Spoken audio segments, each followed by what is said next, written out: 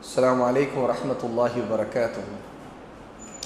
الحمد لله رب العالمين وصلى الله على نبينا محمد وعلى آله وصحبه أجمعين نحمده ونصلي على رسوله الكريم أما بعد.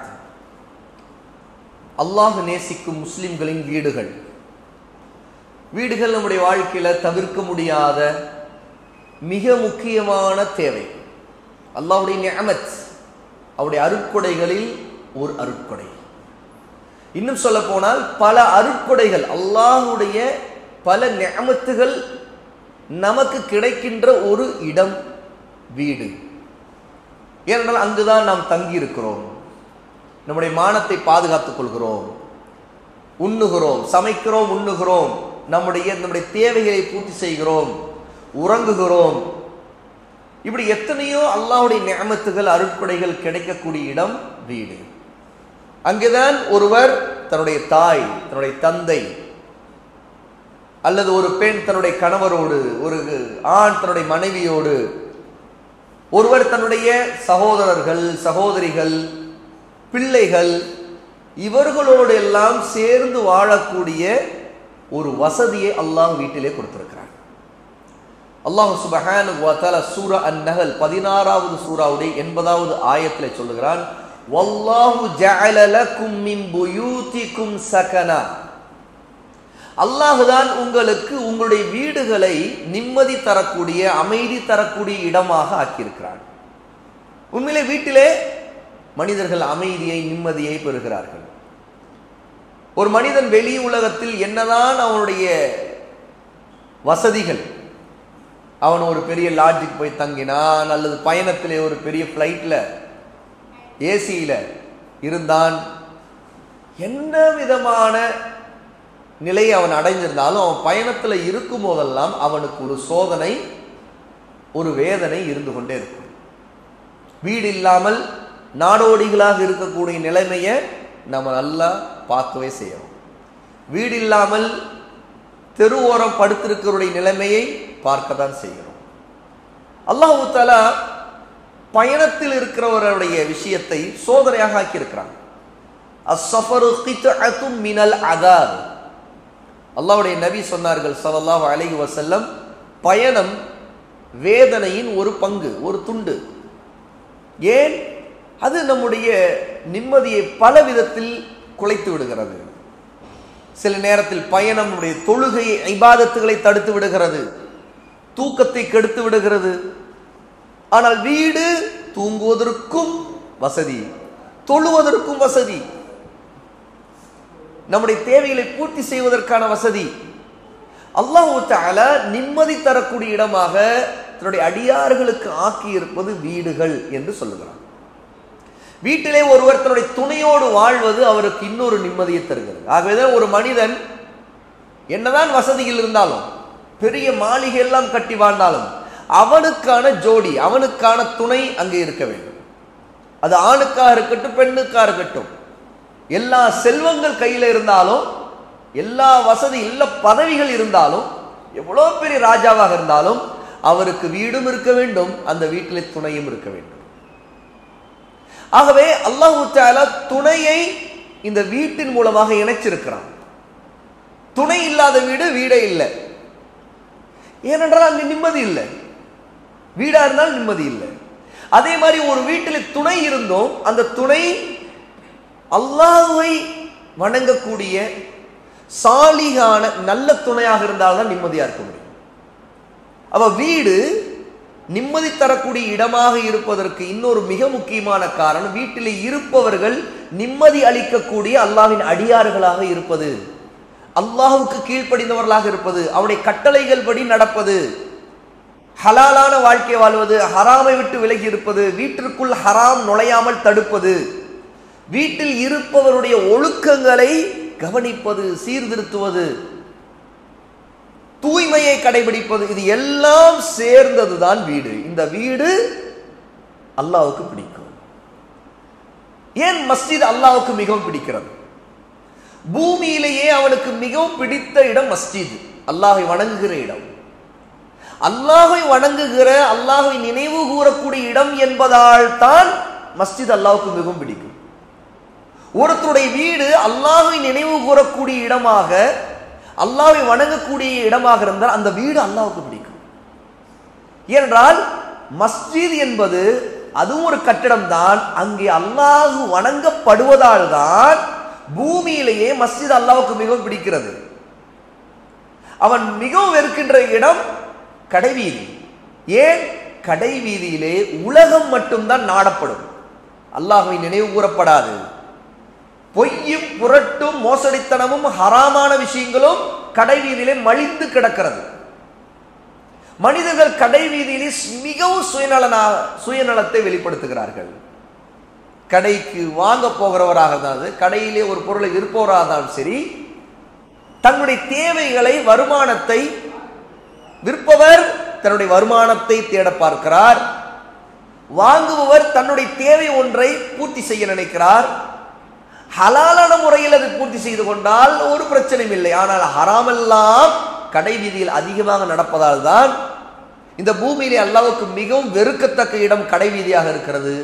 ஆனா இந்த ஹராமான விஷயங்கள் எல்லாம் இல்லாமல் அல்லாஹ்வை நினைவு கூறக்கூடிய, மறுமையை நினைவூட்டக்கூடிய இடமாக இருப்பதால் மஸ்ஜித் அல்லாஹ்வுக்கு மிகவும் பிடித்தமானதாக இருக்கிறது.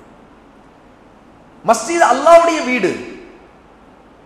அல்லாஹ் சுப்ஹானஹு வ தஆலா மிக உயர்ந்தவன், தனித்தவன், அல் வாஹித், அல் அலா மிகவும் உயர்ந்தவன், அல் அலி மிகவும் மேலானவன். அவனுக்கு மஸ்ஜித் என்பது தேவையில்லை, அவனுக்கு வீடு தேவையில்லை, அவன் தங்குவதும் இல்லை. அர் ரஹ்மான் அலல் அர்ஷ் இஸ்தவா.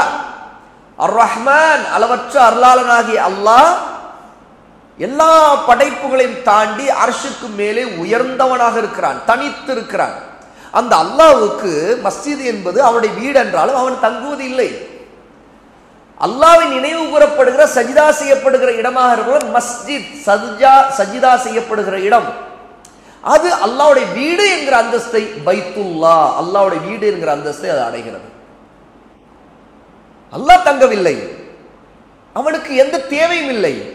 ஆனா அல்லாஹ்வை நேசிக்கின்ற மனிதர்கள் அல்லாஹ்வை வணங்குவதற்காக தௌஹீதை, தாங்கள் படைக்கப்பட்ட நோக்கத்தை நிறைவேற்றக்கூடிய இடமாக மஸ்ஜிதை ஆக்கிக் கொள்வதால் மஸ்ஜித் எல்லா இடங்களை விட அல்லாஹ்வுக்கு மிக பிடித்தமானது.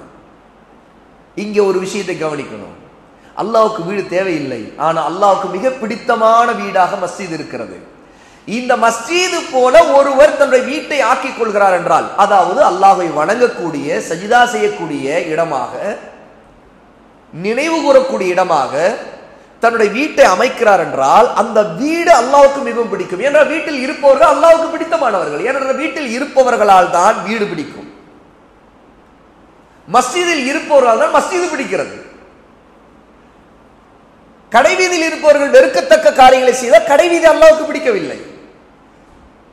அதே மாதிரி வீட்டில் இருப்பவர்கள் வெறுக்கத்தக்க ஹராமான காரியங்களை செய்யக்கூடியவர்களாக இருந்தால் வீடு அல்லாஹ்வுக்கு பிடிக்காது, அந்த வீட்டில் இருப்பவர்களை அல்லாஹ்வுக்கு பிடிக்காது. அப்ப அல்லாஹ் நேசிக்கக்கூடிய ஒரு முஸ்லிமின் வீடு முதலில் முஸ்லிம்கள் வாழக்கூடிய வீடாக இருக்க வேண்டும். முதலாவது குஃப்ர் அங்க இருக்கக்கூடாது, ஷிர்க் அங்க இருக்கக்கூடாது, தௌஹீத் இருக்க வேண்டும், நிஃபாக் இருக்கக்கூடாது, நயவஞ்சகத்தனம் இருக்கக்கூடாது, போலித்தனம் இருக்கக்கூடாது, வீட்டில் இருப்பவர்கள் முஸ்லிம்களாக நடிக்கக்கூடாது, உண்மையாக இருக்க வேண்டும், சிதுக் உண்மையாக இருக்க வேண்டும், அல்லாஹ்வுக்கு விசுவாசமாக இருக்க வேண்டும். முதல் விஷயம் அல் ஈமான், அத் தௌஹீத், அல் இபாதா.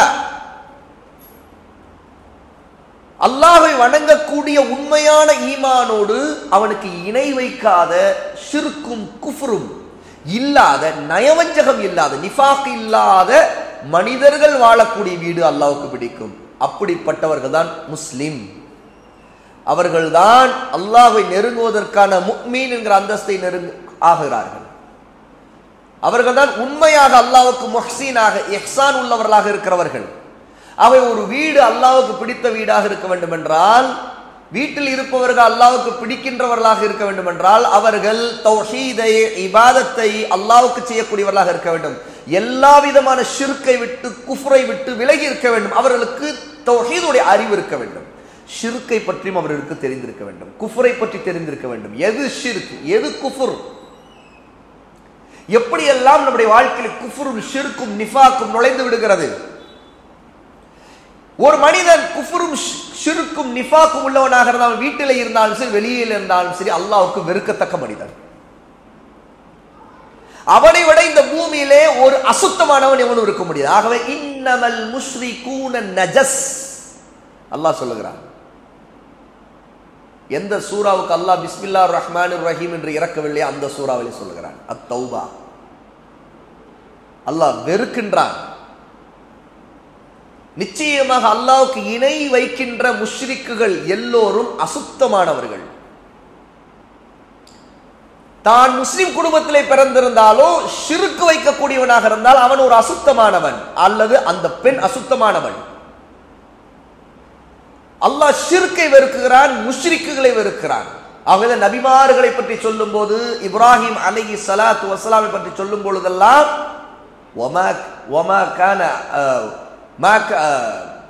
வமா கான மினல் முஷ்ரிகீன், அவர் முஷ்ரிக்குகளில் உள்ளவராக இருக்கவில்லை. ஏன் அல்லாஹ் இதை குறிப்பிட்டு சொல்லுகிறான்? முஷ்ரிக்காக இருந்தால் அல்லாஹ் நேசிக்க மாட்டான். ஏன்னா அவர்கள் அசுத்தமானவர்கள், ஷிர்க்கை கொண்டு அசுத்தமானவர்கள். அவர்களுக்கு அல்லாஹ் உதவ மாட்டான், வெற்றி கொடுக்க மாட்டான். அவர்களுடைய எல்லா அமல்கள் நன்மையான காரியங்களை கூட அல்லாஹ் நாசப்படுத்தி விடுவான், அழித்து விடுவான். ஷிர்க்கிலே மௌத்தான ஒருவன் நிரந்தர நரகத்திற்கு போய் சேர்ந்து விடுவான். அவன் எவ்வளவு பெரிய வீடுகளை இங்கே கட்டி கொண்டிருந்தாலும் சரி அவனுடைய வீடு எந்த பலனையும் அவனுக்கு அளிக்காது. அவனுடைய மறுமையின் வீடு மிகப்பெரிய கெட்ட தங்குமிடமாக ஆகிவிடும். அங்கும் வீடு இருக்கிறது, மறுமையின் வீடு. அங்கும் நல்லதும் இருக்கிறது, கெட்டம் இருக்கிறது. அங்கு மோசமான வீடும் இருக்கிறது. அதுதான் அன்னார், நரகம், அல் ஜஹன்னம். அல்லாஹு தஆலா வீடு என்றால் அந்த வீட்டில் இருப்பவர்கள் அல்லாஹ்வை வணங்கக்கூடியவர்களாக இருக்க வேண்டும் என்று கட்டளையிட்டிருக்கிறான். அப்போது அந்த வீட்டில் இருப்பவர்கள் அல்லாஹ்வை வணங்கக்கூடியவர்களாக இருந்தால் அல்லாஹ் அவர்களை நேசிக்கிறான். ஏனென்றால் அல்லாஹ் தஆலா கொடுத்த நிஅமத்துக்கு நன்றி செலுத்துவதில் ஒரு மனிதன் மகத்தான இந்த வீடுங்கிற நிஅமத்தை அடைந்திருந்தும் அவன் அல்லாஹ்வுக்கு நன்றி செலுத்தாதவனாக வீட்டை வைத்திருக்கிறான் என்றால், வீட்டிலே வாழ்கிறான் என்றால் எவ்வளவு பெரிய துரோகி அவன். அல்லாஹ் அவனுக்கு வீடு கொடுத்திருக்கிறான், ஆனால் அவன் நன்றி செலுத்தாதவன். அந்த வீட்டிலே அவன் தொழமாட்டான், வணங்க மாட்டான் என்றால் எவ்வளவு பெரிய நன்றி கட்டத்தனம் அது. ஆகவே அல்லாஹ் நேசிக்கும் முஸ்லிமின் வீடு என்பது முதலில் அல்லாஹ்வுடைய ஈமானை கொண்டு தௌஹீதை கொண்டு ஒளிமயமாக இருக்கும். அந்த வீட்டிலே விளக்கு இல்லாவிட்டால் கூட, வெளிச்சம் இல்லாவிட்டால் கூட அந்த வீட்டில் இருப்பவர்கள் எல்லாம் ஒளியிலே இருக்கிறார்கள். ஏனென்றால் அவர்கள் நேரான பாதையில் இருக்கிறார்கள். ரசூலுல்லாஹி ஸல்லல்லாஹு அலைஹி வஸல்லம் காலத்தில் இன்று நாம் பார்க்கின்ற வீடுகள் போல் வீடுகள் இல்லை. இன்று போல் இருக்கின்ற மின்சாரம் இல்லை, விளக்குகள் இல்லை. இரவு நேரத்தில் இருட்டு கம்பி விடும். ஆனால் அந்த இருட்டிலே தொழக்கூடியவர்களாக அவர்கள் இருந்தார்கள், அவருடைய தோழர்கள் இருந்தார்கள். அல்லாஹ் அவர்களை நேசித்தான். வீடுதான், வீட்டிற்கு விருந்தாளியை அழைத்து வருகிறார்கள். அன்சாரி ரசூலுல்லாஹ்வுடைய விருந்தாளி, அவருக்கு உணவளிக்க வேண்டும். வீட்டிலே குழந்தைக்கு தான் உணவு இருக்கிறது. பாருங்கள், ஒரு வீடு, முஸ்லிமுடைய வீடு எப்போது அல்லாஹ்வுடைய நேசத்திற்குரிய வீடாக மாறுகிறது. அல்லாஹ்வை வணங்கக்கூடிய அந்த முஸ்லிம் அல்லாஹ்வின் தூதருடைய ஒரு விருந்தாளியை கவனிக்கிறார். எப்படி கவனிக்கிறார்? மனைவியிடம் ஏதாவது இருக்கிறதா? குழந்தைக்கு தவிர வேறு எதுவும் இல்லை. விருந்தாளிக்கு என்ன கொடுப்பது? அவர் சொல்லுகிறார், அந்த நம்முடைய குழந்தையை தூங்க வைத்து விடு, சாப்பிட உட்காரும் போது விளக்கை அணைத்து விடு. சாப்பிடும் போது இவர்கள் நடிக்கிறார்கள், இருக்கிற சாப்பாடெல்லாம் அவருக்கு கொடுக்கிறார்கள். அவர் சாப்பிட்டு முடிக்கிறார், இரவு தூங்குகிறார்கள். காலையிலே சுபூஹிலே அல்லாஹ்வுடைய நபி ஸல்லல்லாஹு அலைஹி வஸல்லம் அந்த அன்சாரி தோழருக்கு சொன்னார்கள், நீங்கள் செய்ததை பார்த்து அல்லாஹ் மகிழ்ச்சி அடைந்தான், சந்தோஷப்பட்டான். ஏன்? தங்களுக்கு தங்களுடைய குழந்தைக்கு கூட அவர்கள் அந்த உணவை கொடுக்காமல் வந்த விருந்தாளி, அது ரசூலுல்லாஹ்வுடைய விருந்தாளி என்பதற்காக மிகப்பெரிய பெருந்தன்மையோடு கஞ்சத்தனம் இல்லாமல் நடந்து கொண்டார்கள். முஸ்லீமுடைய வீடு, ஒரு விருந்தாளியை கண்ணியப்படுத்துவதில் மூலமாக ஒரு முஸ்லீமுடைய வீடு அல்லாஹ்வுக்கு பிடித்த வீடாக மாறிவிடும். அல்லாஹ் தஆலா வஹியை இறக்குகிறான் அந்த அன்சாரிகளை பற்றி. அன்சாரிகள் எப்படி அவருடைய உள்ளங்கள் இருக்கின்றன, அவர்கள் தங்களுக்கு முன்னுரிமை கொடுக்க மாட்டேன்கிறார்கள், பிறருக்கு முன்னுரிமை கொடுக்கிறார்கள். வீட்டில் இருப்பவர்கள் தன்னுடைய முஸ்லிம் சகோதர சகோதரிகளுக்கு முன்னுரிமை கொடுக்கக்கூடியவர்களாக இருக்க வேண்டும், விருந்தாளிகளுக்கு முன்னுரிமை கொடுக்கக்கூடியவர்களாக இருந்தால் அதன் மூலமாக வீட்டில் இருப்பவர்கள் அல்லாஹ்வுக்கு பிடித்தமானவர்களாக மாறிவிடுவார். இது ஒரு வரலாறு பாருங்கள். ஒரு வீடு எப்படியெல்லாம் அல்லாஹ்வுக்கு பிடித்ததாக மாற்றிக்கொள்ளலாம். ரசூலுல்லாஹி ஸல்லல்லாஹு அலைஹி வஸல்லம் வீட்டிலே இருந்தார்கள், மனைவிகளோடு இருந்தார்கள், பிள்ளைகளோடு இருந்தார்கள். நபிமார்களுக்கும் வீடு தேவைப்பட்டது. அல்லாஹ் அவர்களை கண்ணியப்படுத்துவதிலே ஒன்று வீடுகளை கொடுத்தது. ஆனால் அந்த நபி வீடு மிகவும் வறுமையான வீட்டிலே வாழக்கூடியவர்களாக இருந்தார்கள். நம்முடைய நபி ஸல்லல்லாஹு அலைஹி வஸல்லம் அவர்கள் வாழ்ந்து இறக்கும் போது அவருடைய வீட்டின் நிலைமை மிகவும் வறுமையான வீடு. அது அல்லாஹ் தன்னுடைய அடியார்களில் மிகச்சிறந்த அடியாரை, நன்றி செலுத்தக்கூடிய அடியார்களில் மிகச்சிறந்த நன்றி செலுத்தக்கூடிய ஒரு வணக்கசாலியை இந்த பூமிக்கு அனுப்பினான், படைத்தான். முஹம்மது ஸல்லல்லாஹு அலைஹி வஸல்லம். உமர் ரலியல்லாஹு அன்ஹு ரசூலுல்லாஹ்வுடைய வீட்டிற்குள் நுழைந்த போது ஒரு தடவை ரசூலுல்லாஹ் ஈச்சமர ஓலையால் ஆன தன்னுடைய கட்டிலே படுத்திருக்கக்கூடிய போது எழுந்து உட்கார்ந்திருக்கிற நிலையில் அவங்களுடைய விழாப்புறத்திலும் தோளிலும் அதனுடைய வடு அச்சுக்கள் பதிந்திருப்பதை பார்த்துவிட்டு கண்ணீர் சிந்தினார்கள். உமர், அல்லாஹ்வின் தூதரே, பெரிய பெரிய ராஜாக்கள் அவர்கள் எப்படி வாழ்கிறார்கள், நீங்கள் அல்லாஹ்வுடைய நபி, உங்களுக்கு இப்படி இருக்கிற நிலையை பார்த்து நான் கவலைப்படுகிறேன். ரசூலுல்லாஹ் சொன்னார்கள், இந்த உலகத்திற்கும் எனக்குமான தொடர்பு பயணத்தில் ஒரு மரத்தின் கீழே இளைப்பாரி விட்டு நகர்பவன் போல.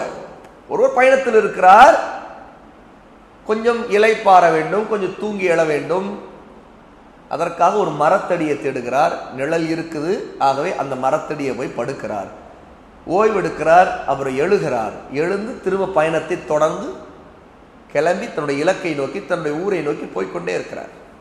இவ்வளவுதான் இந்த உலகத்திற்கும் எனக்குமான உறவு என்று சொன்னார்கள். ஒரு முஸ்லீமுடைய வீடு எப்படிப்பட்டதாக இருக்கலாம், ஆனால் அவருடைய உள்ளம் ரசூலுல்லாஹ்வுடைய உள்ளத்தை போல இருக்க வேண்டும். எப்படி? இங்கே எப்படிப்பட்ட வீடு இருந்தாலும் சரி, அந்த வீடு என்பது நாம் நிரந்தரமாக இருக்கக்கூடியது அல்ல. வீடும் நிரந்தரம் அல்ல, வீட்டில் இருப்பவர்கள் நிரந்தரம் அல்ல. ஆகவே நாம் மறுமையின் பயணத்தை இருக்கிறோம். ஆகவே இந்த உலகத்தில் இருக்கின்ற வீடு எதுவா இருந்தாலும், அங்க நிலைமை எப்படி இருந்தாலும், நமக்கு வறுமை இருந்தாலும், நம்முடைய பயணம் எல்லாம், நம்முடைய நோக்கு, நம்முடைய இலக்கு எல்லாம் எது? மறுமையின் வீடு, அல் ஜன்னா, சொர்க்கம். அந்த உண்மையான நிரந்தரமான எல்லா சுகங்களும் உள்ள அந்த வீட்டை அடைவதற்காக தான் இங்கே உள்ள வீட்டிலே இருக்கிறோம். ஆக ஒரு முஸ்லிமின் வீடு என்பது உண்மையான வீட்டை, நிரந்தரமான வீட்டை அடைவதற்கான வீடாக இருக்க வேண்டும். அதனால்தான் தௌஹீத் இருக்க வேண்டும். தௌஹீத் இல்லை என்றால் நிரந்தரமான வீட்டை, சுகமான வீட்டை, சொர்க்கத்தை அடைய முடியாது. ஒருவருடைய தௌஹீத் இல்லை என்றால் அவர் இந்த உலகத்தில் எப்பேற்பட்ட வீட்டில், எவ்வளோ வசதிகள் உள்ள வீட்டில், எவ்வளோ டெக்னாலஜி வளர்ந்த வீட்டில், பெரிய பளிங்கு கல்லுல கட்டப்பட்ட வீட்டில் இருந்தாலும் அதனால் ஒரு நன்மையும் அவருக்கு கிடைக்க போவதில்லை. ஆக நம்முடைய வீடு என்பது, ஒரு முஸ்லீமுடைய வீடு என்பது அல்லாஹ்வுக்கு பிடித்தமான வீடாக இருந்தால்தான் நாளை அல்லாஹ் அந்த முஸ்லிமுக்கு, இந்த முஸ்லிமுக்கு மிகவும் பிடித்த வீடான சொர்க்கத்தை கொடுப்பான். அங்கே அல்லாஹ் தஆலா கணக்கில்லாமல் கொடுப்பான். ஆக முஸ்லிமுடைய வீடு அல்லாஹ் நேசிக்கின்ற வீடாக இருப்பதற்கு அடிப்படையே அல் இஸ்லாம், அல் ஈமான், அல் இஹ்சான்.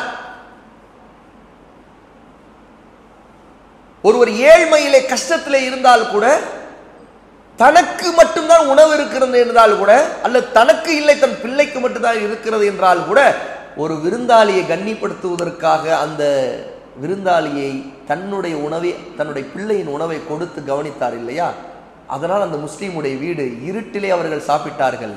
ஆனால் அல்லாஹு தஆலா 7 வானங்களுக்கு மேலே உயர்ந்திருக்கக்கூடிய ரப்புல் ஆலமீன் அந்த இருட்டிலே நடந்ததை வெளிச்சத்திற்கு கொண்டு வந்தான்.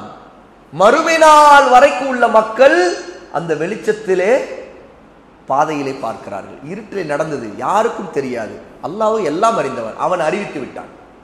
அவர்களை பற்றி குர்ஆனிலே செய்தி சொன்னான். ரசூலுல்லாஹ் அந்த ஆயத்தை ஓதி காட்டினார்கள். ஆக ஒரு முஸ்லீம் தன்னுடைய வீடு எப்படி இருந்தாலும் அதை பற்றி கவலைப்பட தேவையில்லை. இதை முதல்ல புரிஞ்சுக்கணும். வீடு என்றாலே நாம் எல்லா வசதிகளை பெற்றால்தான் நாம் உண்மையிலே நிஅமத்தை அடைஞ்சிருக்கிறோம் என்ற அர்த்தம். ஆனால் நிஅமத்துகளில் ஒன்றுதான் வீடு. வீடு விசாலமாக இருப்பது நிஅமத்துகளில் ஒன்று. ரசூலுல்லாஹ் சொல்லியிருக்கிறார்கள், ஒரு மனிதனுடைய நிஅமத்துகளுடைய அடையாளங்கள் 3. நிஅமத்துகளில் 3 இருக்கிறது. விசாலமான வீடு, நல்ல வீடு, நல்ல வாகனம், நல்ல மனைவி. ஒரு மனிதனுடைய துர்பாக்கியங்களிலே மோசமான ஒரு நிலை என்றால் அது 3. நெருக்கடியான கஷ்டமான வீடு, மோசமான வாகனம், மோசமான மனைவி. ஆக இதிலிருந்து தெரிகிறது, ரசூல் ஸல்லல்லாஹு அலைஹி வஸல்லம் சொன்னதிலிருந்து ஒரு வீடு நிஅமத்து தான். அது கொஞ்சம் விசாலமாக இருப்பது பெரிய நிஅமத்து தான். ஆனா அந்த நிஅமத்து என்பது இங்கே கவனிக்க வேண்டியது எது தெரியுமா? விசாலமான வீடு என்பது உண்மையில் இந்த உலகத்தை விட சொர்க்கம் தான் விசாலமான வீடு. ஒரு மனிதன் அதை நினைக்கணும்.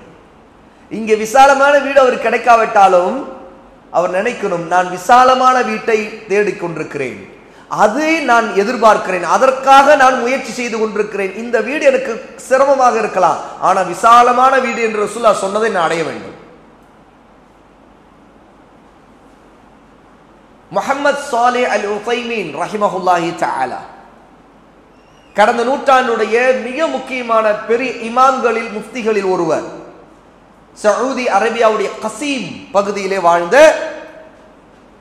மிகப்பெரிய ஷேக் முஹம்மது ஸாலிஹ் அல் உஸைமீன் ரஹிமஹுல்லாஹ்.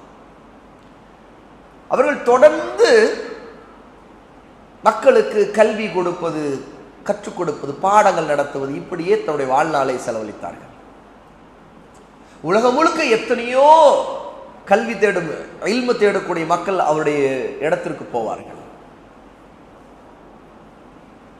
ஷேக் உஸைமீன் ரஹிமஹுல்லாஹ் அவர்கள் மீது நேசம் கொண்டு சவுதியுடைய மன்னர் ஒரு தடவை நேரடியாக அவர் வீட்டிற்கே வந்து விட்டார்.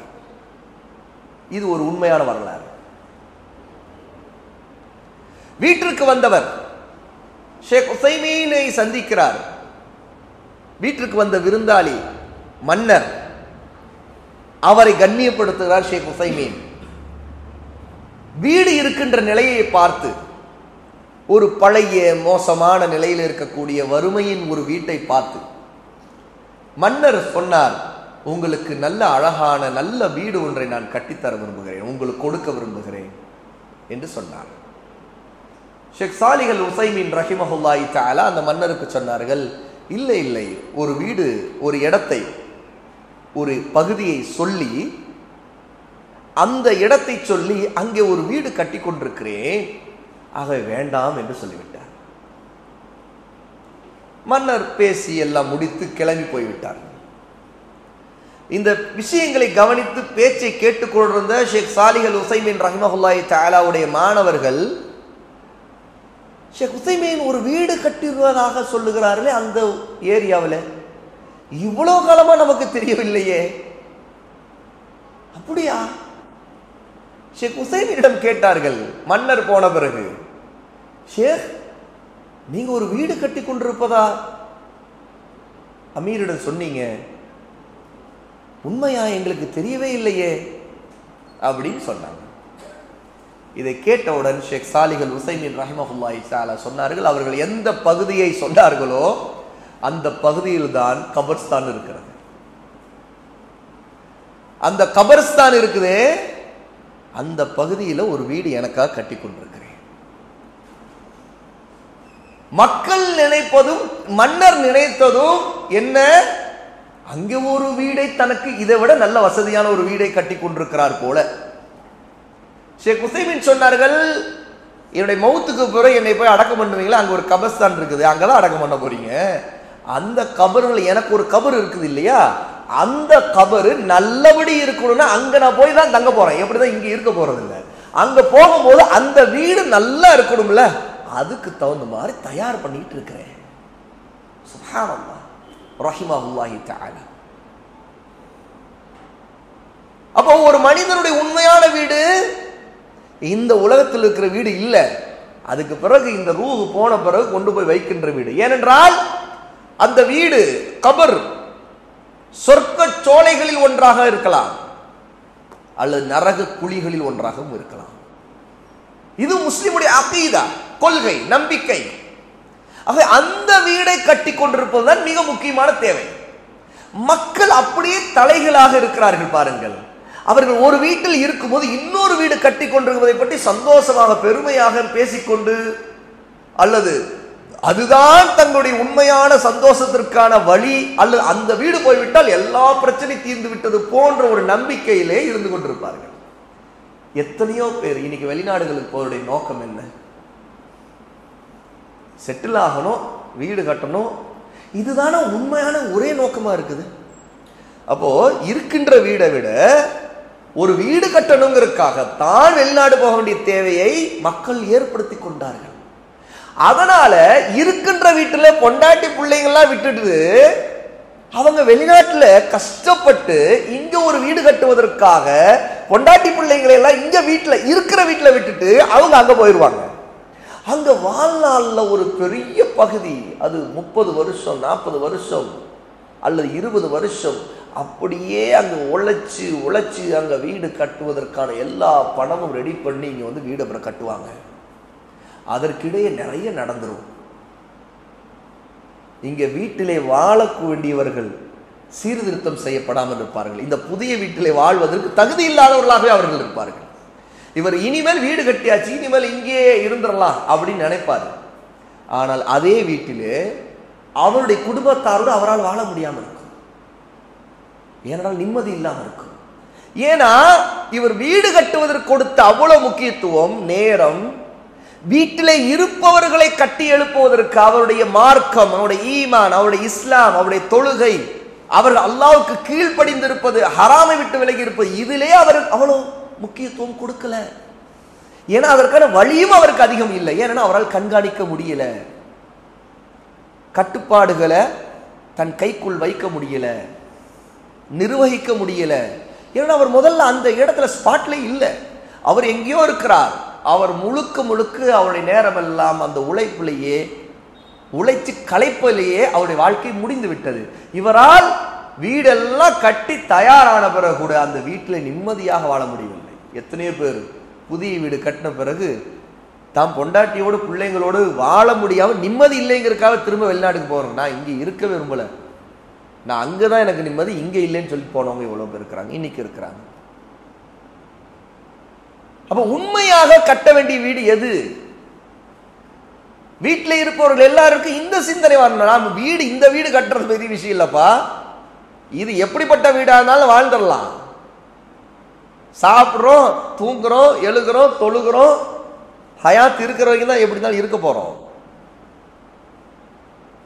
நம்ம மானத்தை காப்பதற்கு, மறைப்பதற்கு கதவு இருக்குது, பொருளை பாதுகாக்கிறதுக்கு பூட்டு இருக்கு, தூங்குவதற்கு பெட் இருக்கு, கழிப்பதற்கு கழிவறை இருக்கு, சமைப்பதற்கு சமையலறை இருக்குது, உண்ணுவதற்கு இடம் இருக்குது, சிரிப்பதற்கு பேசுவதற்கு இடம் இருக்குது.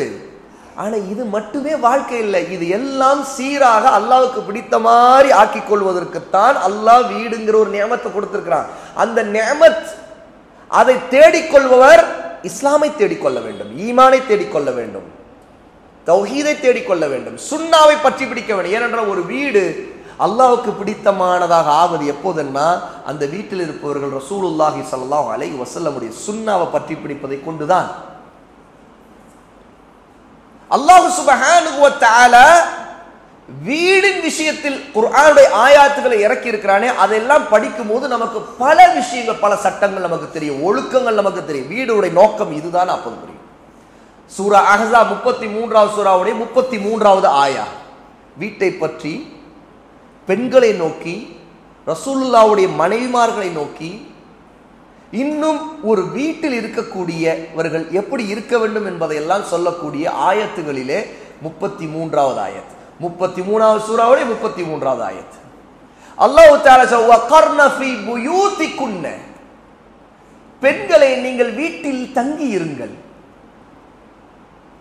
முதலில் வீடு என்பது பெண்களுக்கான மிகப்பெரிய பாதுகாப்பு.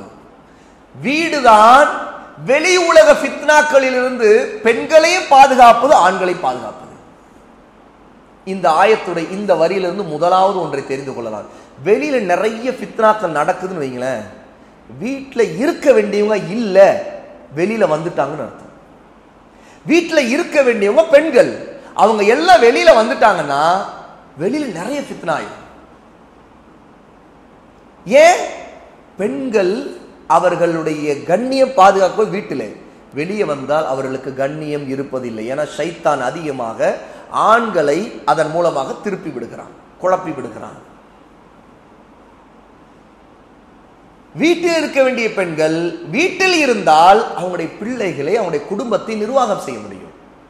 ஆனால் அவர்கள் வெளியிலே அவருடைய அலுவல்கள் முழுக்க முழுக்க வெளியிலே அவர்கள் பரபரப்புக்கு ஆளானாங்க என்றால், ஆண்களுடைய இடத்தில் அவங்க போய் உட்காரும் போது ஏற்கனவே இருக்கிற ஆண்கள் இந்த பெண்களோடு கலக்கும் போது, பெண்கள் ஆண்களோடு கலக்கும் போது எல்லா ஃபித்னாவும் வந்துடும். பல நேரங்களில் வீட்டுக்குள் ஃபித்னா வர்றதுக்கு காரணம் வீட்டில் இருக்க வேண்டியவர்கள் வெளியே போறது. பெண்கள் நிர்பந்தம் தேவை இல்லாமல், நிர்பந்தம் என்பது என்ன? நிர்பந்தம் ஒரு பெண்ணுக்கு அவள் தன்னை காப்பாற்றிக் கொள்வதற்கு தன்னுடைய வருமானத்திற்கு வழி இல்லாமல் கஷ்டத்தில் இருக்கிறார். தகுதியான ஒரு ஆண் மகன், ஒரு தந்தை இல்லை, அல்லது ஒரு கணவர் இல்லை, ஒரு சகோதரன் உதவி இல்லை, இப்படி இல்லை என்றால் அந்த பெண்ணுடைய நிர்பந்தம் அவள் சம்பாதிக்க வேண்டுங்கிற கட்டாயத்தில் இருப்பாள். இந்த நிர்பந்தத்துக்காகத்தான் வெளியே போக வேண்டியது வரும், சம்பாதிக்கிறதுக்காக. இல்லை என்றால் தேவை. அந்த தேவை என்பது அவசிய தேவைகள். சில வெளியிலே கடை வீதிக்கு போக வேண்டியது இருக்கலாம், அல்லது ஏதோ ஒரு வேலையை முடிக்கிறக்கா, அல்லது ஒரு குழந்தையை ஹாஸ்பிட்டல் கூட்டிட்டு போக வேண்டியது இருக்கலாம், அல்லது ஸ்கூலுக்கு கொண்டு போக விடுறது, இதெல்லாம் பிரச்சனை இல்லை.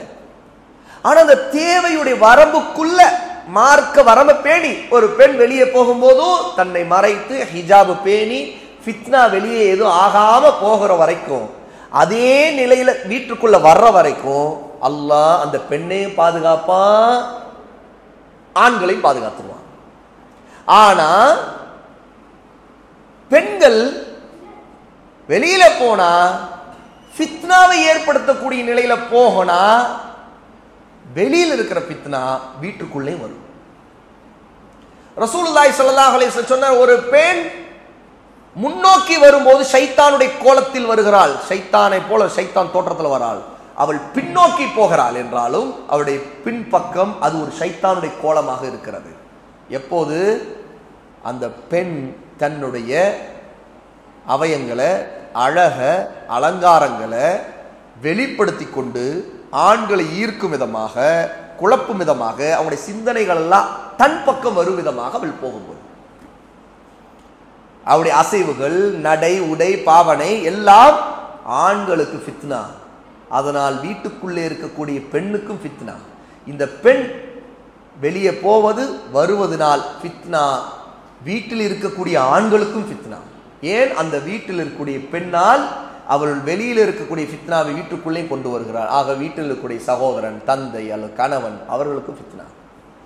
ஆக வீடு அல்லாஹ் நேசிக்கின்ற வீடா இருக்கணும். முதலில் இந்த ஆண் பெண் கலப்பு, மஹரம் அல்லாதவர்கள் பற்றிய சட்டங்களிலே தெளிவு தேவை.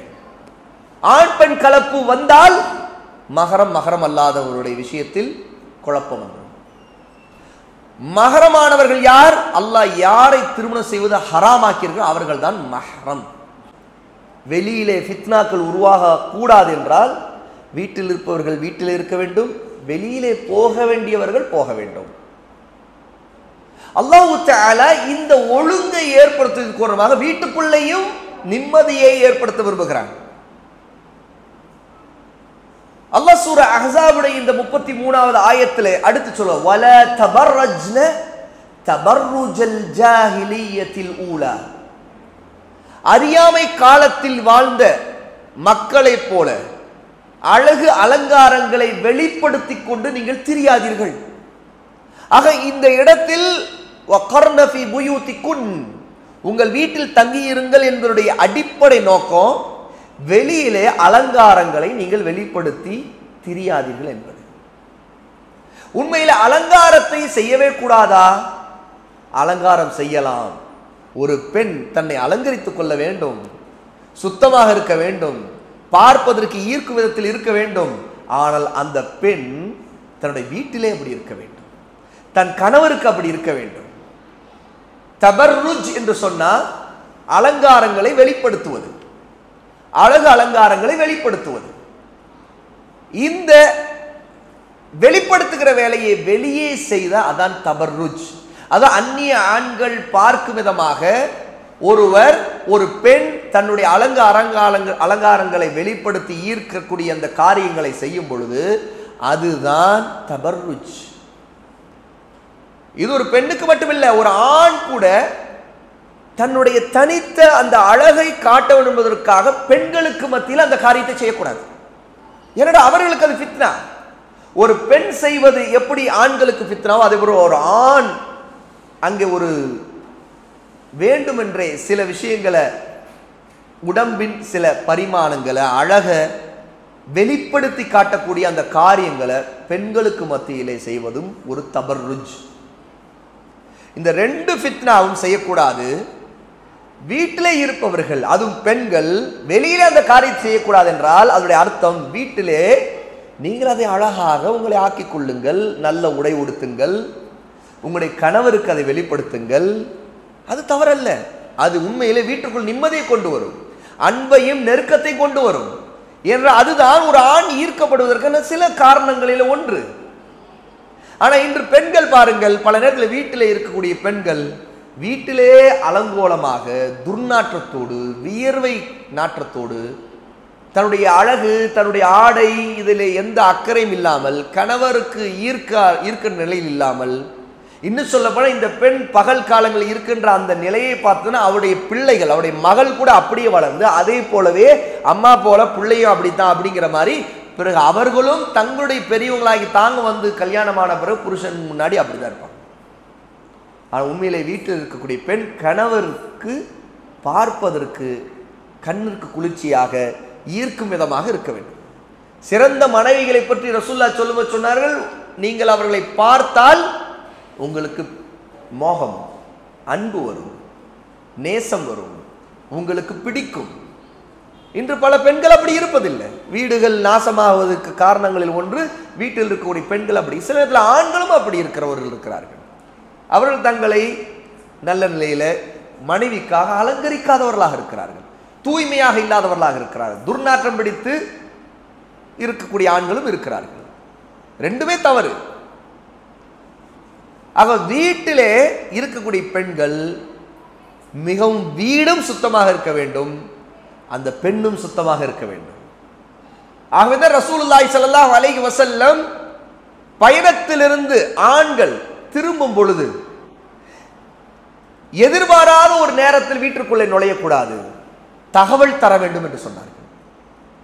ஏனென்றால் மனைவி தன் கணவருக்காக தயாராகிக் கொள்ள வேண்டும், தன்னை சுத்தப்படுத்திக் கொள்ள வேண்டும், தன் சவரக்கத்தியை பயன்படுத்திக் கொள்ளட்டும், தேவையற்ற முடியை ரோமங்களை நீக்கிக் கொள்ளட்டும், தன் கணவருக்காக தன்னை தயார்படுத்திக் கொள்ள. ஆகவேதான் கணவர் உள்ளே நுழையும்போது பார்க்கும்போது ஈர்க்கக்கூடிய ஒரு நிலையில் ஒரு பெண் தன்னை வைத்துக் கொள்ள என்பதற்காக ரசூல் ஸல்லல்லாஹு அலைஹி வஸல்லம் பயணத்திலும் திரும்புவர் திடீரென்று உள்ளே வராமல் அவர் அதற்கு முன்பே தகவலை தந்து வர வேண்டும். ரசூலுல்லாஹ்வுடைய வழக்கமாக இருந்தது. ரசூலுல்லாஹ் பயணத்திலிருந்து திரும்பினால் மதீனாவிற்கு வந்தால் உடனே வீட்டிற்கு நுழைய மாட்டார்கள், மஸ்ஜிதுக்கு போய் விடுவார்கள். அங்கிருந்து தகவல் கொடுப்பார்கள், வந்து விட்டேன் என்கிற தகவலை. மனைவிமார்கள் தயாராகிக் கொள்வது. அப்ப இது எதை குறிக்கிறது என்றால், வீடு நிம்மதியாக இருக்க வேண்டும் என்றால், அல்லாஹ் நேசிக்கும் வீடாக இருக்கிற கணவனும் மனைவி ஒருவருக்கொருவர் பிரியமுள்ளவர்களாக இருப்பதற்கான வழிகளை ஏற்படுத்திக் கொள்ள வேண்டும், அதற்கு தங்களை தயார்படுத்திக் கொள்ள வேண்டும். ஆனா இந்த விஷயத்தை வெளியில போய் செய்யக்கூடாது. அலங்காரங்கள் அலங்கரிப்ப காட்டுவது வெளியில தபர்ருஜ் செய்யக்கூடாது என்பதை அல்லாஹ் தஆலா பெண்களுக்கு சொல்லுகிறான். இதை சொல்லும் போது அறியாமை காலத்து பெண்கள் அவர்கள் தான் அப்படி செய்வார்கள், நீங்கள் அப்படி இருந்து விடாதீர்கள் என்று எச்சரிக்கை செய்கிறான். தொழுகை நிலைநிறுத்துங்கள். ஜக்காத்தை கொடுத்து வாருங்கள். அல்லாஹ்வுக்கும் அவருடைய தூதருக்கும் கட்டுப்படுங்கள். ஆக பெண்களுக்கு அல்லாஹ் சொல்கிறான், நீங்கள் வெளியிலே அலங்காரங்களை காட்டிக்கொண்டு திரியாதீர்கள், தொழுகை நிலைநிறுத்துங்கள். அப்படி என்றால் வீட்டிலே இருங்கள் சொல்லிவிட்டு தொழுகை நிலைநிறுத்துங்கள் அல்லாஹ் சொல்றான் என்றால், வீடு என்பது ஒரு பெண்ணுக்கு தொழும் இடங்களின் மிகச்சிறந்த இடம். இன்னும் சொல்ல போனால் மஸ்ஜிதை விட சிறந்த இடம் என்று ரசூல் ஸல்லல்லாஹு அலைஹி வஸல்லம் பெண்களுக்கு வீட்டை சொன்னார்கள். ஒரு பெண் தொழக்கூடிய இடங்களில் சிறந்தது வீடு. அதில் வீட்டில் வெளி வராண்டாவில் தொழுவதை விட உள்ளே தொழுவது, இன்னும் உள்ளே தொழுவது சிறந்தது. அதை விட தன்னுடைய அறையில் தொழுவது சிறந்தது. அதாவது எந்த அளவு வீட்டிற்கு உள்ளே உள்ளே உள்ளே தொழுகிறாரோ ஒரு பெண் தன்னை மறைத்து, அந்த அளவுக்கு அந்த பெண் தொழுவதிலே அதுதான் சிறந்தது. அவர்தான் ரசூல் ஸல்லல்லாஹு அலைஹி வஸல்லம் இந்த ஷரியத்திலே பெண்களுக்கு மஸ்ஜிதுக்கு வந்து தொழுவதை கடமையாக்கவில்லை. சிறந்தது அவருடைய வீடுதான் என்று சொன்னார்கள். பாருங்கள், அல்லாஹ்வை தொழுவதற்கு கூட சிறந்தது அவருடைய வீடாக சொல்லப்பட்டது. ஆக ஒரு பெண் தொழக்கூடிய பெண்ணாக இருக்க வேண்டும், ஜக்காத் கொடுக்கக்கூடிய பெண்ணாக இருக்க. அல்லாஹ் அந்த பெண்ணுக்கு கொடுத்திருக்கக்கூடிய செல்வங்களை கொண்டு ஜக்காத்தை தவறாமல் கொடுக்கக்கூடிய பெண்ணாக இருக்க வேண்டும். அல்லாஹ்வுக்கு கட்டுப்படக்கூடியவராக இருக்க வேண்டும், அவருடைய தூதருக்கு கட்டுப்படக்கூடியவராக. இன்னமா யுரீதுல்லாஹ் லியுத்ஹிப அன்குமுர் ரிஜ்ஸ் அஹ்லல் பைத். அல்லாஹ்வுடைய தூதரின் வீட்டாரே, அஹ்லுல் பைத் என்றால் நபி ஸல்லல்லாஹு அலைஹி வஸல்லம் உடைய குடும்பத்தார், நபியின் குடும்பத்தாரே, அல்லாஹ் உங்களிடமிருந்து உங்களுடைய அசுத்தங்களை நீக்குவதற்குத்தான் அவன் விரும்புகிறான், இதை நாடுகிறான். ஆகவே நீங்கள் பரிசுத்தமானவர்களாக ஆக வேண்டும் என்பதற்காகவே தான் நீங்கள் வீட்டை விட்டு வெளியே போகாதீர்கள், தொழுங்கள், ஜக்காத் கொடுங்கள், அல்லாஹ்வுக்கு தூதருக்கு கட்டுப்படுங்கள் என்று அல்லாஹ் தஆலா இந்த ஆயத்தில் வயுத்தஹிரக்கும் தத்ஹீரா, உங்களை பரிசுத்தத்திலே தூய்மையான மக்களிலே ஆக்குவதற்காக தஹாரத்துள்ளவர்களாக உங்களை ஆக்க விரும்புகிறான். நீங்கள் உதுவோடு இருங்கள், குளிப்பு கடமையிலிருந்து நீங்கி இருங்கள். உடனே வீட்டில் இருப்பவர்கள் தஹாரத்தோடு இருக்க வேண்டுமா? நம்முடைய நபியின் மனைவிமார்கள், நம்முடைய அம்மாக்கள், முஃமின்களின் தாய்மார்கள், அவர்களுக்கு அல்லாஹ் சொல்லுகிறான், நீங்கள் தஹாரத்தோடு இருங்கள். அப்படி என்றால் என்ன? நீங்கள் அல்லாஹ்வுக்காக மிக தூய்மையானவர்களாக தொழக்கூடியவர்களாக இருக்கிற நீங்கள் ஒதுவோடு இருங்கள்.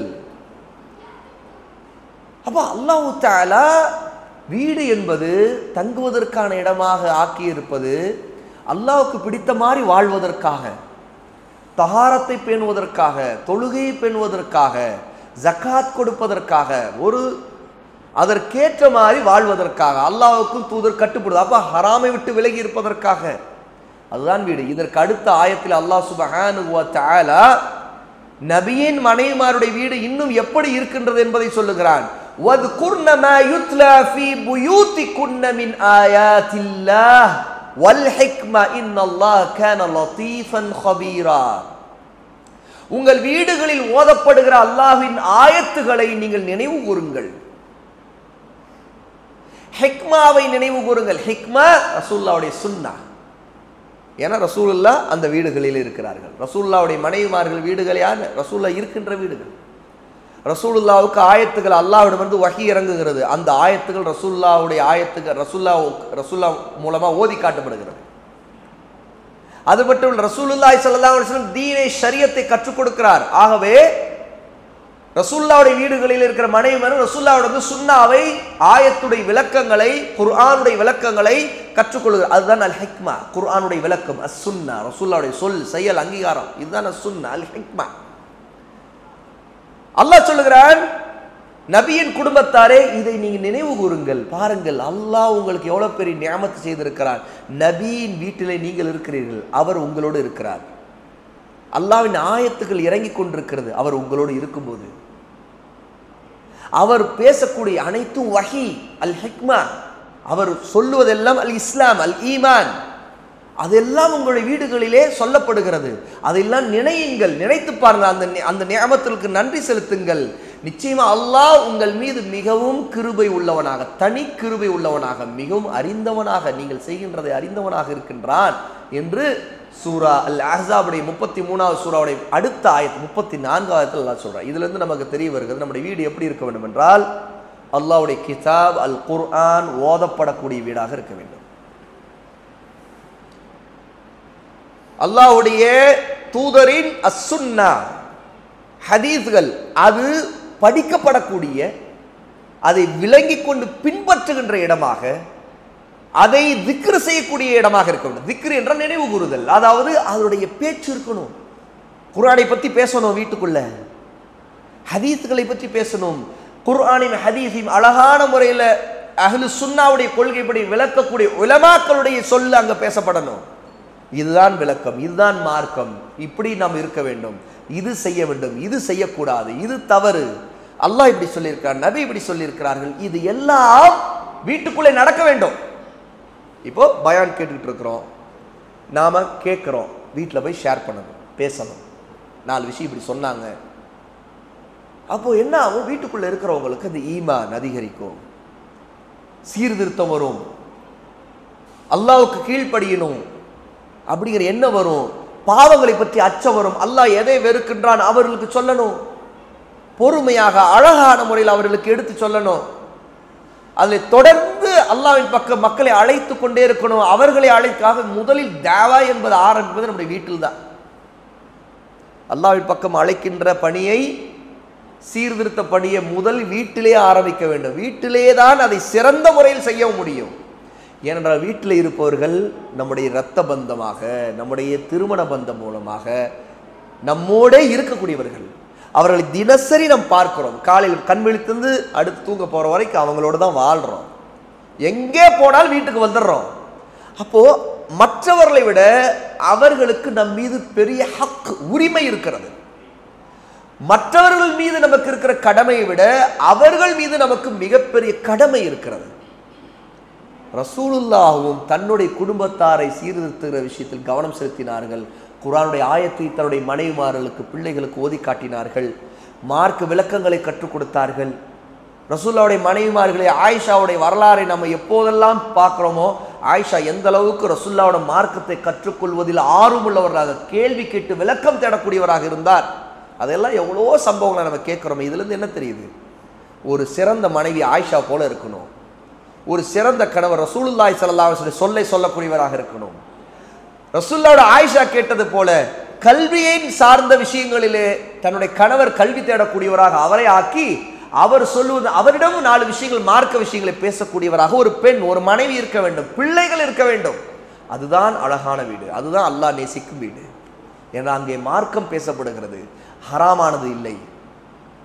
மற்றவருடைய குறைகள், புறம் பேசுதல், ஊர் பலாவை பேசுதல், கெட்டது பேசுதல், வதந்திகளை பேசுதல், இழிவான விஷயங்களை பேசுதல், ஆபாசமான அசிங்கமான வார்த்தைகளை பேசுதல், ஒருத்தருக்கு ஒருத்தர் சபித்தல், திட்டுதல், இதெல்லாம் இல்லை.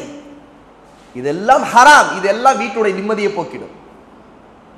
மருமகளை பத்தி மாமியார் புறம் பேசுவது, மாமியாரை பற்றி மருமகள் புறம் பேசுவது, கணவரை பற்றி வெளியே பேசுவது, மனைவி பற்றி வெளியே பேசுறது, வெளியே இருக்கிறவர்களை பற்றி வீட்டிலே வந்து பேசுவது, தோழியை பற்றி கணவரிடம் பேசுவது, ரசூலுல்லாஹி ஸல்லல்லாஹு அலைஹி வஸல்லம் தடுத்தார்கள்.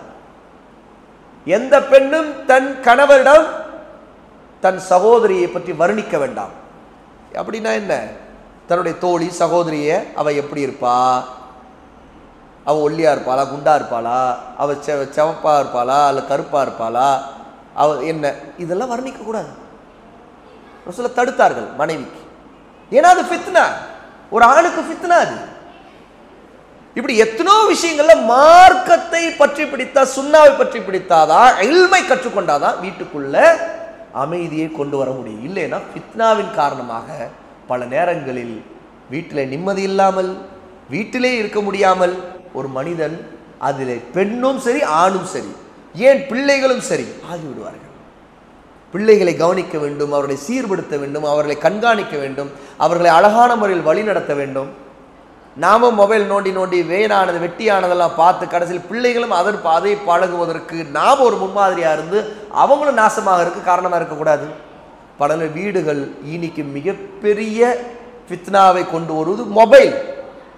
தேவையற்ற விஷயங்கள், எந்த நன்மையும் அளிக்காத விஷயங்கள், வேணும்னு சும்மா டைம் பாஸ் அப்படின்னு சொல்லிட்டு ரீல்ஸு ஷார்ட்ஸு தேவையில்லாது அவன் என்ன கெடுக்கட்டோம்னா அதெல்லாம் பார்த்துக்கிட்டு இதுதான் மண்டையில் ஏறு. இல்மு என்ன இல்ம்? எல்லா பலா முசீபத்து பற்றி இல்ம். குர்ஆனுடைய இல்ம் இல்லை, சுன்னாவுடைய இல்ம் இல்லை, சஹாபா பற்றி இல்ம் இல்லை, நபிமார்களை பற்றி இல்ம் இல்லை, உலமாவை பற்றி இல்ம் இல்லை. எது? பாவிகளை பற்றி இல்ம் இருக்குது, பாவிகள் செய்யக்கூடிய காரியங்களை பற்றி இல்ம் இருக்குது.